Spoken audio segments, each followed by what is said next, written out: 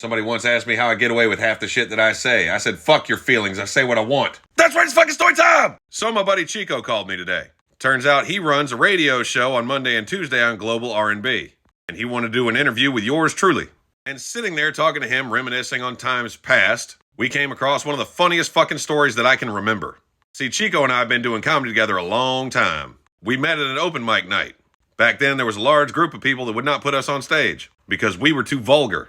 So we decided we were going to do it ourselves. We booked a bunch of shows, most of which I can't talk about on here without getting banned. And you'll know why in a minute. It's probably because I'm politically incorrect. But we're going to talk about the time that we all performed at Puff Ultra Lounge. See, Puff is a nightclub in the University Plaza in Jacksonville, Florida. We were playing to a crowd that, how can I say this without getting banned? Not very diverse.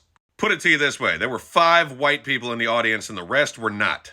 And 4 of the white people were only there because I invited Evie. See, Evie was on a double date with his friend and their 2 dates. About halfway through the show, Evie's date pulled me aside. Her name was Sarah or Stephanie or some other name that convinced me that she really liked pumpkin spice. She said to me with a straight face, the show's getting pretty racist and we were wondering if you could tone it down a bit. Little backstory, I was the only non-black comedian on the bill. So I called Chico, the host, over and told him what she asked me. He looked at her and said, fucking seriously?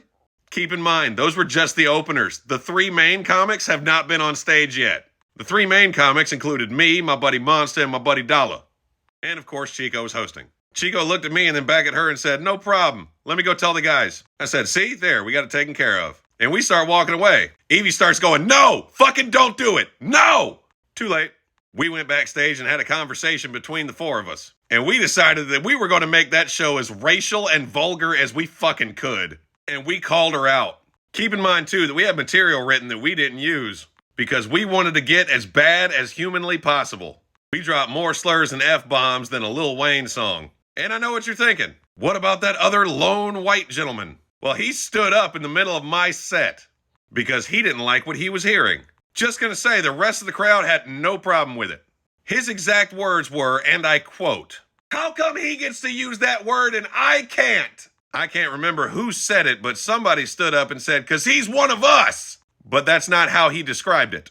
That dude started slinking down in his seat, mainly because 3 large gentlemen were screaming at him from the VIP section. We went on with the show and had a great time. We were all sitting around laughing our fucking asses off after this show. Evie walks up to me afterwards and said, man, I asked you not to do that. I was like, yeah, but how could I let that go?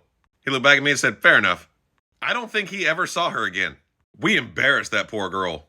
And that one dude that didn't know when to shut up. But I got a million more of these. So like and follow for more story time!